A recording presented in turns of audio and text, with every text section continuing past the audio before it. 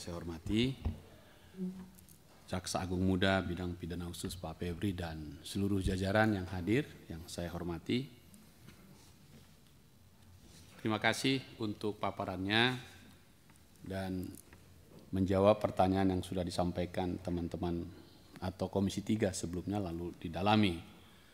Saya menggunakan dan akan terus mencatat tentang strategi peningkatan kinerja Jampitsus. Saya coba dalam-dalami pelan begitu. Rupanya memang strategi 6T ini pas menurut saya. Saya sepakat itu. 6T ini. Tepat memilih kasusnya, tepat memilih timnya, tepat konstruksi juridisnya, tepat strategi pengungkapannya, tepat tindakannya, dan tepat memilih momennya. Kalau boleh tambahlah 6T ini.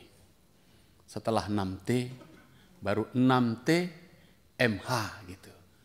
6T tepat maksimum hasilnya gitu. Strateginya sudah benar, tepat semua. Tapi hasilnya ini kira-kira tentu kita harapkan maksimal gitu. Jadi kalau boleh menyarankan 6T ya, MH gitu, maksimum hasilnya gitu. Kalau mau cari yang lain MH itu apa? Memang hinca gitu kan. Jangan kau ketawa, benar itu. Terima kasih. Nah, sekarang saya mau dalami lagi tambahan saja nih Pak Febri. Saya memang mengikuti betul dakwaan itu, kasus Jarod ini. Dan saya ikutin peristiwanya sampai sedemikian rupa dan memang muncul di media disampaikan. Yang kaget memang angka-angka itu. Saya masuk akal kalau teman kita tadi pas lihat uang sebanyak itu langsung gubrak pingsan begitu ya.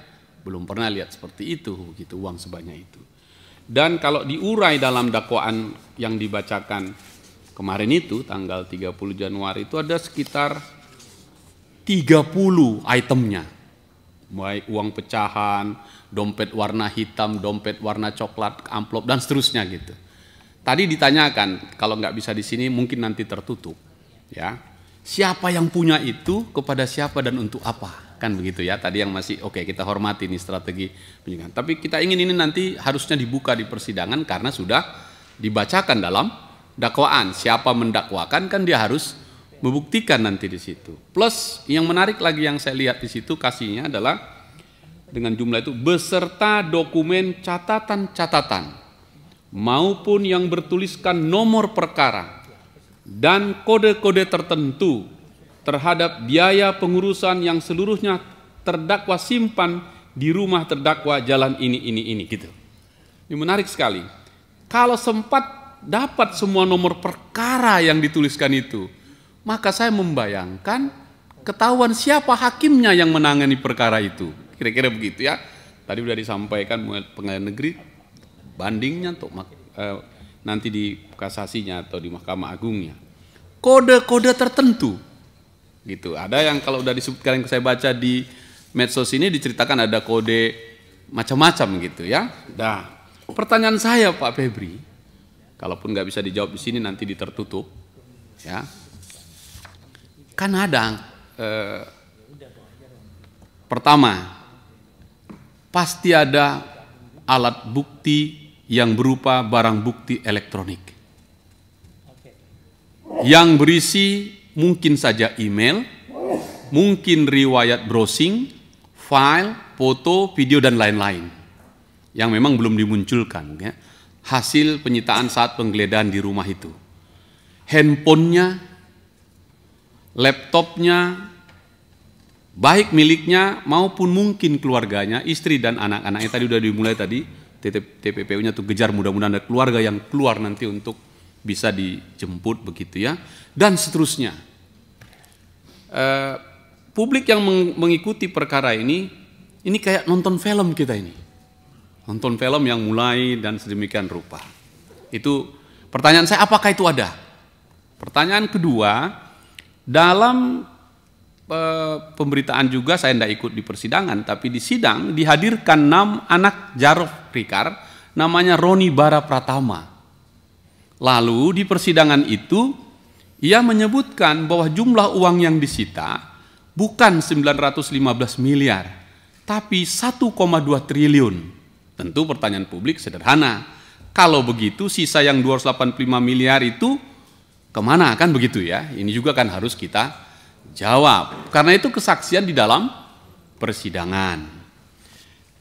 Berikutnya, ini kaitannya nanti dengan strategi peningkatan ini. Saya mohon maaf ini, dan saya harus sedikit berpihak, karena sejak reformasi dulu saya aktif betul dengan soal kebebasan pers ini. Dan cukup lama di Dewan Pers. Kami bikin itu, bahkan ada kerjasama antara Dewan Pers dengan Kejaksaan Agung tentang perkara-perkara yang mengangkut pers. Saya tentang persnya ini. Ini kebetulan ada sahabat saya di sini, Pak Gunawan, yang paling suka bola. Saya ingin menggambarkan sepak bola ini. Begini, ini kaitannya dengan pasal 21 Undang-Undang Tipikor mengenai perintangan, obstruction of justice itu. Di sana dikatakan, setiap orang yang dengan sengaja mencegah, merintangi atau menggagalkan secara langsung atau tidak langsung penyidikan, penuntutan dan pemeriksaan di sidang pengadilan terhadap tersangka dan terdakwa ataupun para saksi dalam perkara korupsi dipidana bla bla bla bla. Oke. Jadi mencegah, merintangi. Sekarang merintangi. Saya membaca di media bahwa salah satu yang juga diambil atau ditindak oleh teman-teman Pitsus adalah salah satu media karena pemberitaannya yang dianggap merintangi. Nah, ini kita tukar pikiran, Pak Febri ya. Saya menggambarkan di Gelora Bung Karno, timnya kejaksaan melawan tim koruptor lagi main. Ada wasitnya. Dan semua menonton. Penonton ada di tribun kiri, tribun kanan. Ada kamera TV, ada wartawan, banyak sekali menonton itu. Bahkan penonton sepak bola di Indonesia paling kreatif.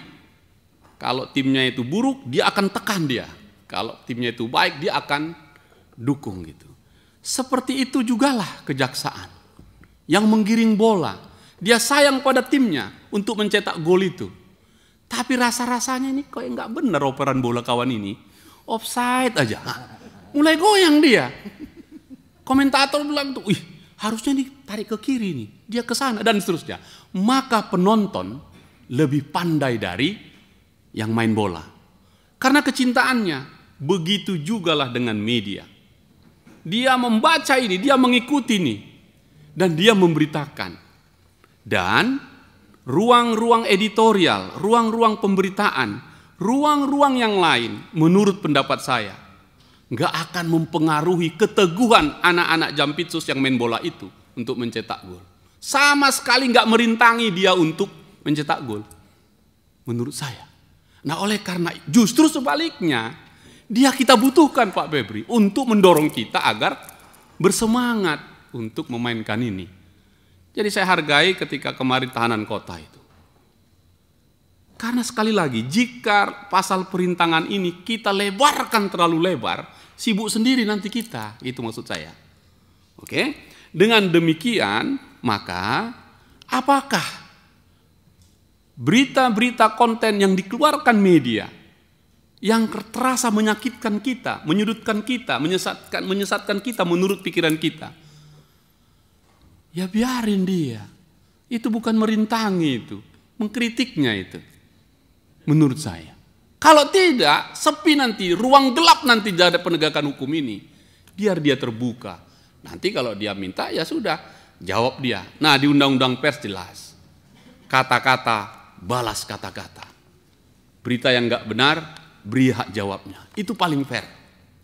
Karena juga nggak ada dampak apa-apa terhadap perkara ini. Sebaliknya, kalau terus ini kita anggap menjadi tekanan di kita dan ancaman, pikiran saya ini, jangan Pak Febri. Cukup ada kapus pen kita untuk bercerita, mengcounter itu, cukup itu. Kata-kata, balas kata-kata. Karena sesungguhnya Kejaksaan Agung atau Jampitsus adalah penarinya. Media adalah panggungnya. Tidak ada penari yang hebat kalau nggak ada panggungnya. Dan nggak ada panggung yang hebat kalau nggak datang penarinya. Jadi, menurut saya, apa yang dilakukan pers, sejahat apapun pers itu beritanya, ia bukan bagian dari perintangan menurut pasal 21. Itu pandangan saya. Karena itu, ini pelajaran saja ke depan, jangan nanti sampai sudah bagus kerjaan kita, sampai dianggap nanti kejaksaan ini musuhnya kebebasan pers. Jangan, karena pers bagian dari kita gitu, dan kebebasan pers itu kan bagian dari demokrasi. Jadi jangan sampai publik bilang, wah ini kejaksaan jadi banditnya demokrasi, banditnya kebebasan pers. Jangan. Sesakit-sakit main bola, ini Pak Gunawan ini, sekali lagi nih, saya ingat di bola ini Pak. Sesakit-sakitnya main bola diteriaki penonton satu stadion, lebih sakit main bola nggak ada penontonnya. Oke ya, ini argumentasi saya tadi. Tepuk tangan dong kalau tanggung gitu kan. Iya. Kalau timnas main Pak, nggak ada penontonnya, nggak ada timnas itu. Sepi dia. Nah, jadi Pak Febri, dukungan saya kepada Anda, biarkan media glory memberi tepuk tangan itu atau meneriaki supaya kita baik. Nggak mungkin lah ada pers yang bisa menghentikan dakwaan Bapak ini, nggak mungkin itu. Paling kuping panas sedikit kan. Sekali lagi, sesakit-sakitnya main bola diejeki penonton satu Gelora Bung Karno, lebih sakit main bola ndak ada penontonnya. Nah, itu poin saya yang pertama. Oleh karena itu 6T MH tadi itu penting, media sahabatmu seperti kami ini semua.